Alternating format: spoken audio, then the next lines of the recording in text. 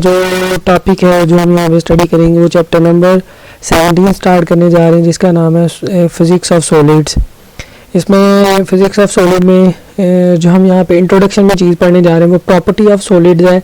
Solid की हमने physics of solid को स्टडी करना है, तो यहाँ पे सबसे पहले प्रॉपर्टी ऑफ सॉलिड्स, यहाँ पे 3 इसकी प्रॉपर्टी हैं जो कि हम इस पूरे चैप्टर में स्टडी करेंगे। सबसे पहला जो प्रॉपर्टी है वो मैकेनिकल प्रॉपर्टीज़ हैं जो कि हम चैप्टर के शुरू में पढ़ेंगे। उसके बाद हमारे पास इलेक्ट्रिकल प्रॉपर्टीज़ हैं जो कि इसका मैकेनिकल प्रॉपर्टी के बाद पोर्शन है, और सबसे लास्ट पे जो हम पढ़ेंगे मैग्नेटिक प्रॉपर्टीज़ को स्टडी करेंगे। इसके बाद अगर हम देखें तो अब हम जो स्टार्ट करने जा रहे हैं वो मैकेनिकल प्रॉपर्टी सबसे पहले पढ़ेंगे, और उसके बाद इलेक्ट्रिकल और मैग्नेटिक प्रॉपर्टीज़ बाद में हम इसको स्टडी करेंगे। मैकेनिकल प्रॉपर्टीज़ के अंदर जो पहला हमारा टॉपिक है वो क्लासिफिकेशन ऑफ सॉलिड्स हैं। सॉलिड कितनी तरह के होते हैं? There are 3 types of solids exist in this chapter. Crystalline solid first one, second one amorphous और ग्लासी सॉलिड, और थर्ड वन पॉलीमेरिक सॉलिड है। हम यहाँ पे सबसे पहले क्रिस्टलाइन सॉलिड को अब स्टडी करेंगे। क्रिस्टलाइन सॉलिड की जो हमारे पास डेफिनेशन है वो इस तरह से लिखी, such solid in which atoms are molecule arrange in the regular manner that are constant through the crystal. ये हमारे पास ऐसे सॉलिड्स होते हैं जिनके अंदर एटम्स और मॉलिक्यूल बहुत रेगुलर मैनर के साथ एक दूसरे के साथ अरेंज होते हैं, और इनके एटम्स और मॉलिक्यूल इन आर्डर एक कोई किसी न किसी तरतीब के तहत जो है वो ये एक दूसरे के साथ मिले हुए होते हैं। इनकी अगर हम स्ट्रक्चर डायग्राम यहाँ पे स्टडी करें तो इनका स्ट्रक्चर इस तरह से है कि दो यहाँ पे एटम्स और मॉलिक्यूल दिखाएं, एक ग्रीन कलर है और एक ये पिंक कलर के एटम्स है। अब यहाँ पे देखें इनके दरमियान एक अच्छा खासा जो है वो आर्डर और तरतीब पाई जाती है, रेगुलर अरेंजमेंट है। हर एटम्स का आपस में डिस्टेंस देखें तो एक कांस्टेंट डिस्टेंस के थ्रू ये मिले होते हैं, और आप देख सकते हैं ये पूरा एक जो है वो इसको पूरा देखने से हमें पता चलता है कि एटम्स और मॉलिक्यूल एक दूसरे के साथ अरेंज्ड और बिल्कुल आर्डर के अंदर एग्जिस्ट करते हैं, और ऐसे मटेरियल्स को हम क्रिस्टलाइन सॉलिड्स का नाम देते हैं। इसकी अगर एग्जांपल की बात करें तो एग्जांपल हमारे पास मेटालिक मेटल्स के अंदर कॉपर, आयरन और जिंक के जो हमारे पास मॉलिक्यूल्स होते हैं वो भी क्रिस्टलाइन सॉलिड से आपस में मिलकर बने होते हैं। आयनिक कंपाउंड में सोडियम क्लोराइड जो है वो भी उसका स्ट्रक्चर भी क्रिस्टलाइन सॉलिड होता है, और सिरेमिक्स के अंदर जरकोनिया का स्ट्रक्चर भी क्रिस्टलाइन जो है वो सॉलिड्स होता है और क्रिस्टलाइन स्ट्रक्चर होता है इनका। अगर हम इनका मेल्टिंग और बॉइलिंग पॉइंट की बात करें तो इनका melting and boiling point definite melting and boiling point होता है। एक फिक्स इनका मेल्टिंग पॉइंट और बॉइलिंग पॉइंट होता है, वो इस वजह से कि इनके एटम्स और मॉलिक्यूल एक दूसरे के साथ अरेंज्ड और आर्डर के तहत जो है वो एक दूसरे से जुड़े होते हैं, इस वजह से इनको डेफिनेट एक फिक्स जो है वो इनका मेल्टिंग एंड बॉइलिंग पॉइंट होता है। अगर हम यहाँ पे बात करें तो अक्सर स्टूडेंट जो है वो ये सोचते हैं कि इन क्रिस्टलाइन सॉलिड्स एटम और मॉलिक्यूल एक दूसरे के साथ बिल्कुल इस तरह से अरेंज हैं कि एक दूसरे के साथ वो मूव नहीं करते, वो in the state of static यहाँ पे एग्जिस्ट करते हैं। बेसिकली ऐसा नहीं होता है कि इसको स्टडी करने से पता चलता है कि ये एटम्स और मॉलिक्यूल अपनी जगह पे फिक्स नहीं बल्कि वो वाइब्रेट करते हैं। तो इसको देखा तो एटम आयंस और मॉलिक्यूल आर नॉट स्टैटिक, वो बिल्कुल रेस्ट हालत में नहीं होते, they vibrate about their fix position या fixed point about an amplitude that increase with increasing in temperature। ये एटम्स और मॉलिक्यूल फिक्स पोजीशन में नहीं होते, वाइब्रेट करते हैं, और इनकी वाइब्रेशन जो है वो टेम्परेचर के इंक्रीज करने से इनकी वाइब्रेशन बढ़ जाती है,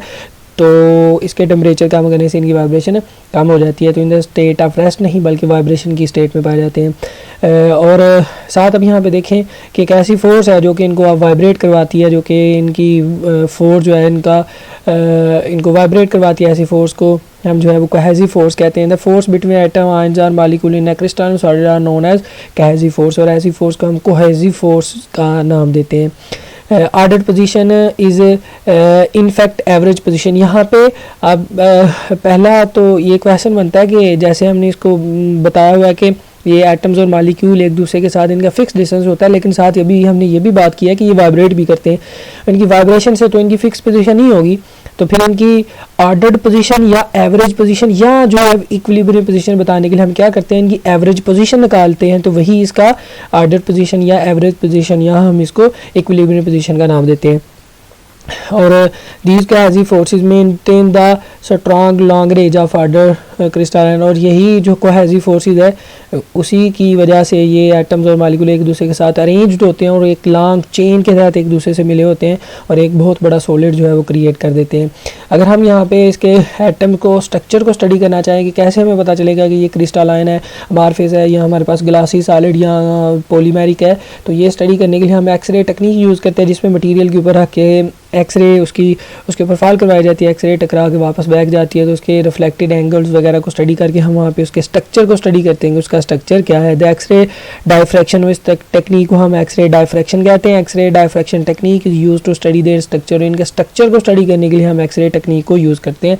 ये हमारा सबसे पहला जो है वो इसकी क्लासिफिकेशन थी जिसको क्रिस्टलाइन सॉलिड का हम नाम देते हैं। नेक्स्ट हम पढ़ने जा रहे हैं अमारफिस सॉलिड और ग्लॉसी सॉलिड क्या है।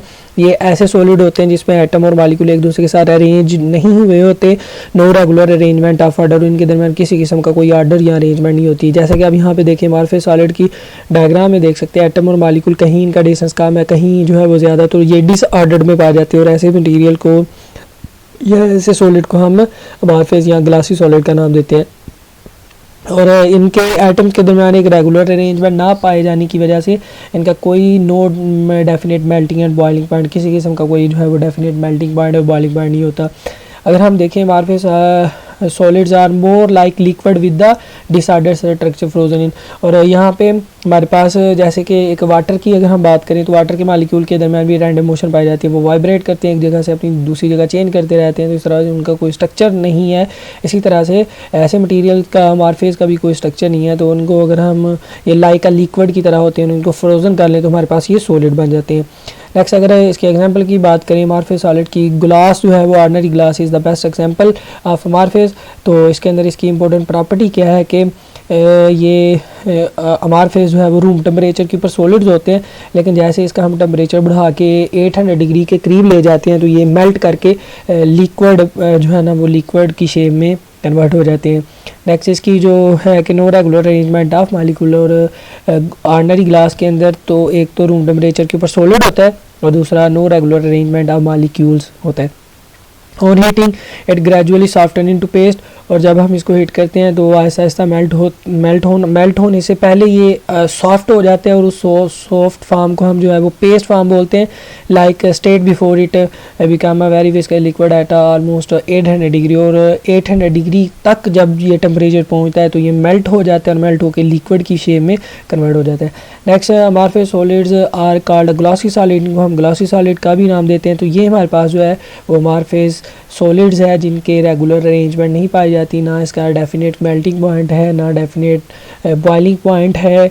ये लाइका रूम टेम्परेचर पे सॉलिड होते हैं और इनका टेम्परेचर बढ़ाने से आहिस्ता आहिस्ता मेल्ट करते हुए ये लिक्विड की शेप में कन्वर्ट हो जाते हैं। नेक्स्ट हम पॉलीमेरिक सॉलिड की बात करें तो पॉलीमेरिक सॉलिड जो है वो लाई करता है in between the amorphous and crystalline solid. ना तो ये टोटली तौर पे अमारफिस होते हैं और ना ही टोटली तौर पे क्रिस्टलाइन होते हैं, बल्कि इनके दरमियान किसी हद तक कोई आर्डर भी पाया जाता है और डिसऑर्डरनेस भी इसके अंदर पाई जाती है। तो इन बिटवीन लाई करता है, पहले जो दो हमने क्रिस्टल पढ़े हैं उनके दरमियान में ये लाई करता है। ना तो ये टोटली तौर पे क्रिस्टलाइन है और ना ही टोटली तौर पे अमारफिस है।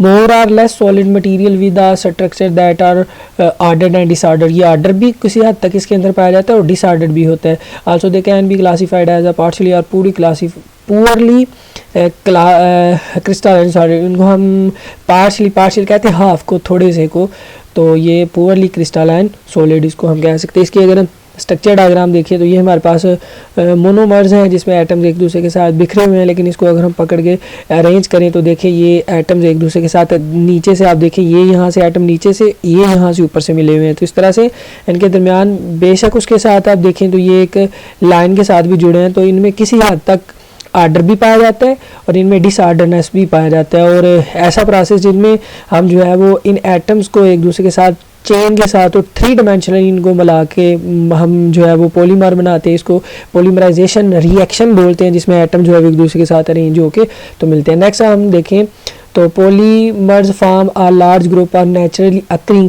ये पॉलीमर्स जो है वो पॉलीमर्स या पॉलीमेरिक सॉलिड हम बोलते हैं, तो ये नेचुरली अकरिंग भी है और एंड सिंथेटिक मटेरियल, और इनको हम खुद जो है पॉलीमराइजेशन रिएक्शन की मदद से हम खुद भी इनको सिंथेसाइज कर सकते हैं। तो ये नेचुरली भी एग्जिस्ट करते हैं और हम खुद भी इसको जो है वो पॉलीमराइजेशन रिएक्शन से हम खुद भी इनको जो है बना सकते हैं। नेक्स्ट लिखा हुआ है plastic and synthetic rubber is the best example of a synthetic material.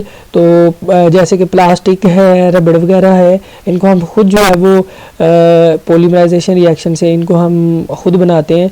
तो लिखा हुआ था plastic and synthetic rubber and termed polymers become they are formed by polymerization reaction, इनको पॉलीमराइजेशन रिएक्शन से हम बना सकते हैं। In which the relative simple molecules are classified combined into massive long chain molecules are three dimensional structure. इसमें simply हम atoms को एक दूसरे के साथ जो है वो एक दूसरे के साथ मिलाते जाते हैं और ये केमिकल कम्बिनेशन इनका होता जाता है और केमिकली कंबाइन करके एक लंबी चेन और थ्री डिमेंशनल जो इनकी चेन होती है इसको पॉलीमेरिक सॉलिड का हम नाम देते हैं।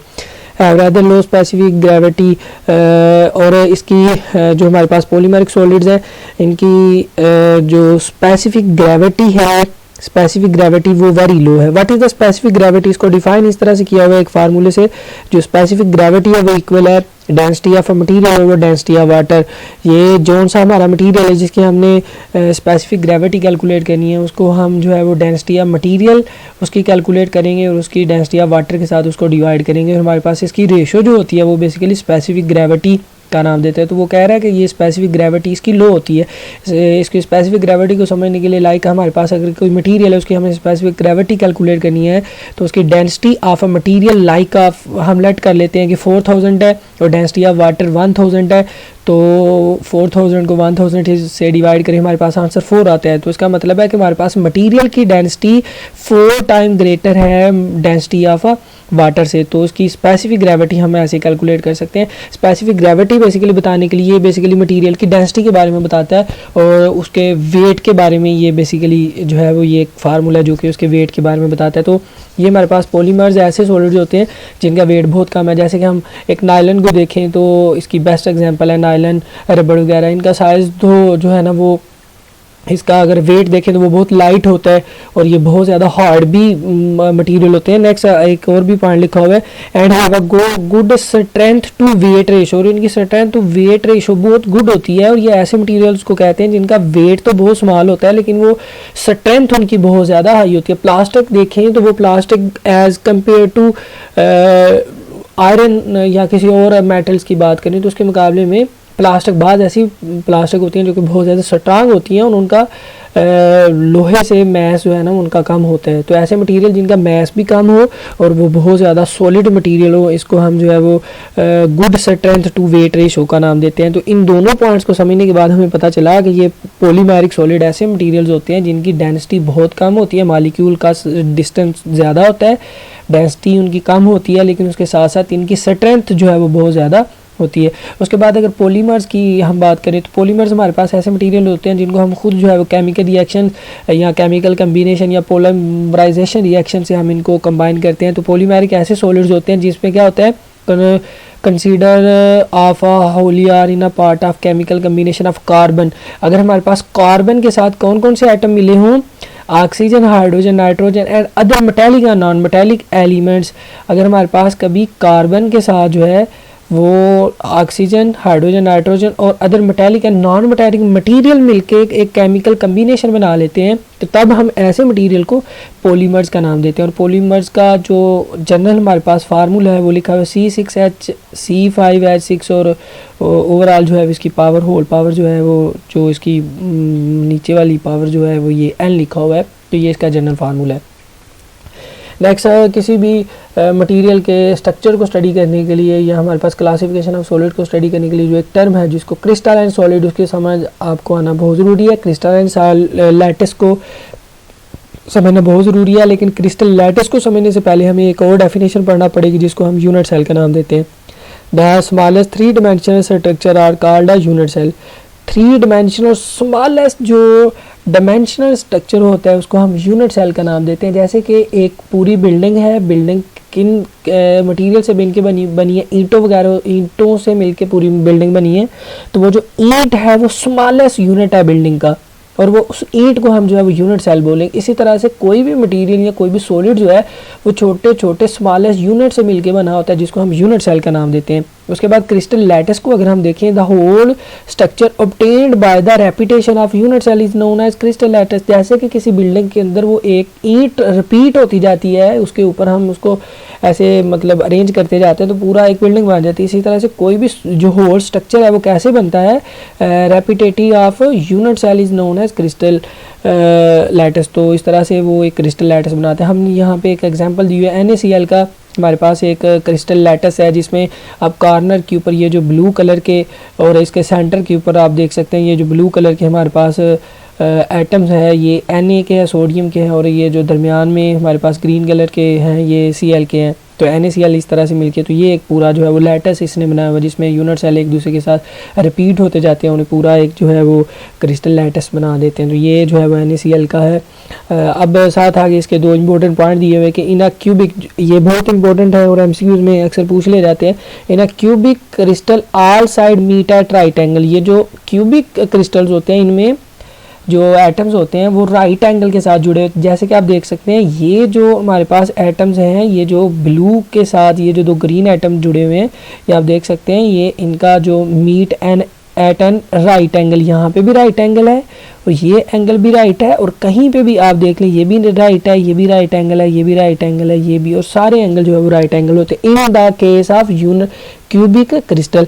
लेकिन अगर इन अदर क्रिस्टल शेप मतलब क्यूबिक क्रिस्टल के अलावा हमारे पास होंगे तो इसमें है have corner in which one or more of the angle are on right angle. इनमें से जब हम other than the cubic crystal होगा तो उनमें से एक या एक से ज़्यादा एंगल 90 के हो सकते हैं। इसका मतलब है कि क्यूबिक के अंदर सारे एंगल जो है वो 90 के होंगे, लेकिन अगर हमारे पास अदर क्रिस्टल शेप का स्ट्रक्चर है तो उसके अंदर ज़रूरी नहीं कि सारे एंगल 90 के, बल्कि कुछ 90 के भी होंगे और कुछ 90 के अलावा भी अदर देन 90 से ज़्यादा भी होंगे, कम भी हो सकते हैं। तो इस तरह से उनका क्रिस्टल स्ट्रक्चर जो है पाया जाएगा। तो आज के लिए इतना ही है। ये हमारा एक पूरा जो है वो टॉपिक कंप्लीट हो गया। नेक्स्ट हम इसका अगले टॉपिक को डिस्कस करेंगे। जी अल्लाह हाफिज़।